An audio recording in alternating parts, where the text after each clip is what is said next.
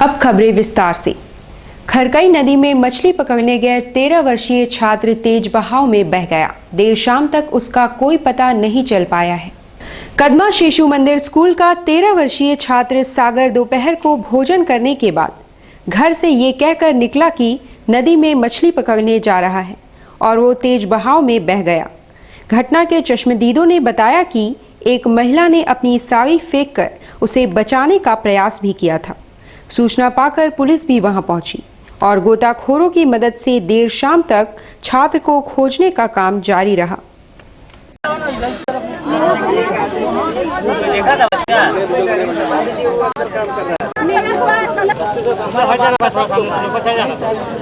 ये रस्सी तो पकड़े स्कूल के उधर नाव की मछली पकड़ने गया, उसी में मछली पकड़ नीचे पानी में चल गया। क्या नाम? और एक आंटी सागर नाम था।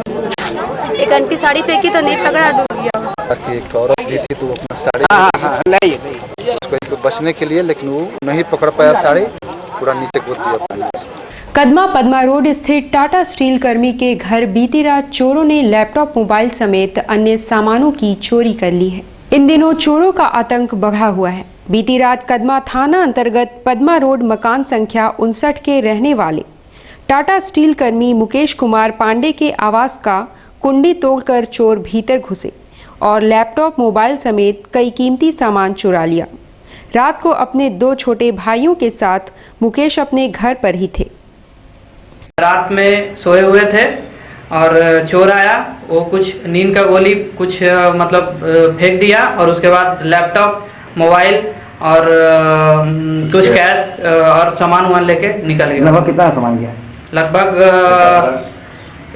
70 से 80 हजार रुपया। जमशेदपुर कोऑपरेटिव कॉलेज में हंगामा कोई नई बात नहीं है, हर बार कारण अलग अलग होते हैं। जमशेदपुर कोऑपरेटिव कॉलेज में छात्रों द्वारा हंगामा रोज की बात हो गई है। गुरुवार को यहां LLB की परीक्षा चल रही थी। यहां पदस्थापित पुरुष मजिस्ट्रेट द्वारा महिलाओं की जांच पर सभी ने काफी बखेड़ा खड़ा कर दिया।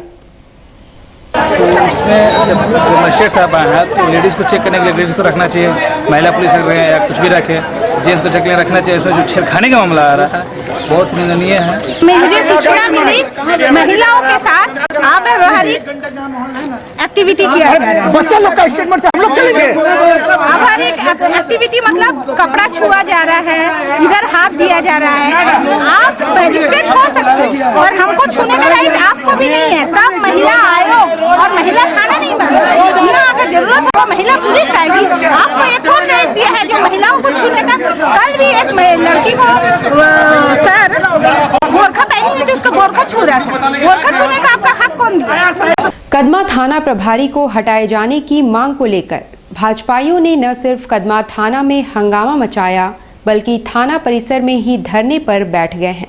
मालूम हो कि 4 दिनों पूर्व शास्त्री नगर में महिलाओं से छेड़छाड़ मामले को लेकर युवा मोर्चा के कार्यकर्ता के साथ कदमा थाना प्रभारी द्वारा कथित तौर पर बदसलूकी के विरोध में कदमा भाजपा मंडल अध्यक्ष दीपू सिंह कार्यकर्ताओं के साथ कदमा थाना परिसर पहुंचे। DSP सुरेश करमाली से उन्होंने अपनी मांग रखी और थाना परिसर में ही धरना पर बैठ गए हैं।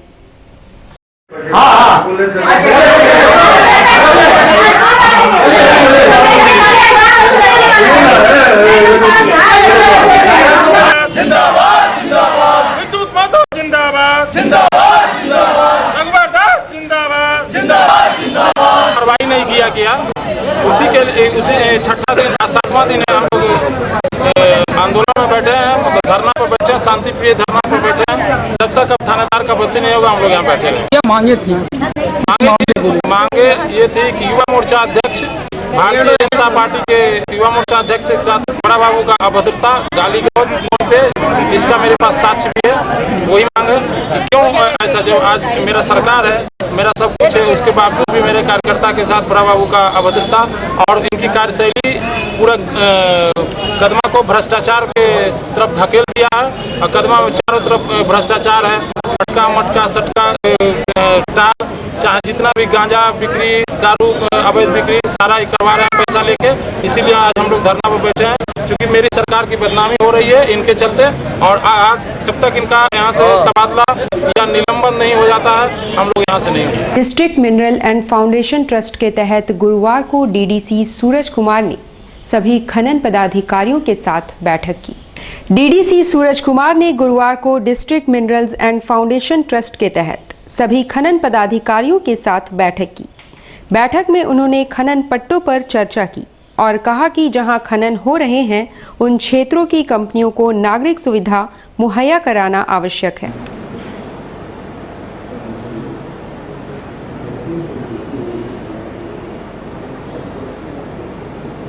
लगातार बारिश के बाद पहले उड़ीसा के व्यांगबिल डैम और फिर चांडिल डैम के फाटक खोल दिए जाने से नदियों के जलस्तर में काफी बढ़ोतरी हो गई है। 4 दिनों तक लगातार बारिश के बाद लोगों को तब राहत मिली जब बूंदाबांदी बंद हुई। हालांकि तटीय क्षेत्रों में खतरा अब भी बरकरार है। उड़ीसा के व्यांगबिल डैम के बाद चांडिल डैम के फाटक भी खोल दिए गए हैं। इससे घट रहे नदियों के जलस्तर में फिर से वृद्धि होने लगी है।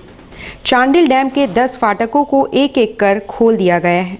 इस दृश्य को देखने लोगों की भीड़ उमड़ पड़ी, मगर प्रशासन द्वारा सुरक्षा के प्रबंध कर दिए गए हैं। डैम के पहुंच पथ पर जो ब्रिज है, जलस्तर बढ़ने से नदी के जल ने ब्रिज को अपने आगोश में ले लिया है।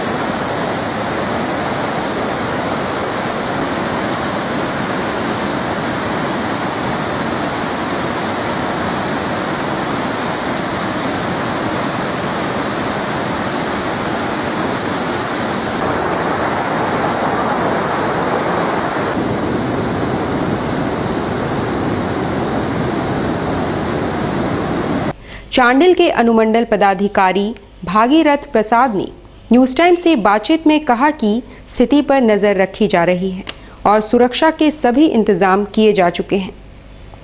10 में 4 जो है 4-4 मीटर के हैं, 4 3.5 मीटर और 2 गेट हैं वो 3-3 मीटर के हैं। और कितने गांव ग्रामीण ऐसे कोई ईचागढ़ विधानसभा कितने मतलब विस्थापित में? ईचागढ़ में अभी करीब हमें 400 फैमिलीज परिवार 400 का पॉपुलेशन जो अफेक्टेड है और कुकड़ू में करीब 700 का जो रिपोर्ट आई है उसके आधार पर 700 लोग प्रभावित हैं जलस्तर बढ़ने पर। हाँ, जलस्तर के बढ़ने पर। सर जो मंदिर का अभी मामला आ रहे हैं कि मंदिर में इतना ज़्यादा पानी खोलने से मंदिर तक चले गए। नहीं, अभी मंदिर डूबा नहीं है, लेकिन अगर पानी का लेयर बढ़ जाता है हमारे डैम में और आगे हम लोग खोलते हैं तो उसमें हो सकता है कि मंदिर के ऊपर तक पानी चला जाए।